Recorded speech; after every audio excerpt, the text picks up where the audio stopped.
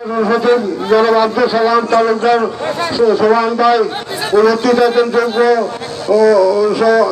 যোগ্য সম্পাদক জনাব আব্দুল মালিক আইনু ভাই, উপস্থিত আছেন আমাদের উপজেলা বিএনপির অন্যান্য নেতৃবৃন্দ এবং আমাদের অনুষ্ঠানে উপস্থিত আছেন বিভিন্ন পর্যায়ের আমাদের দলের নেতৃবৃন্দগণ এবং আমার এলাকার প্রিয়বাসীরা, সবার মধ্যে আমার সালাম, আসসালামু আলাইকুম।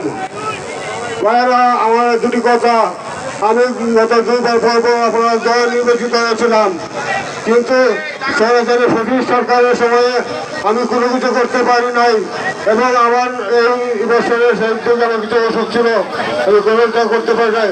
যাক, বর্তমানে এখন আমি আবারও বর্তমান সভাপতি পদে প্রার্থী হয়ে আপনাদের দোয়া ও সমর্থন কামনা করি।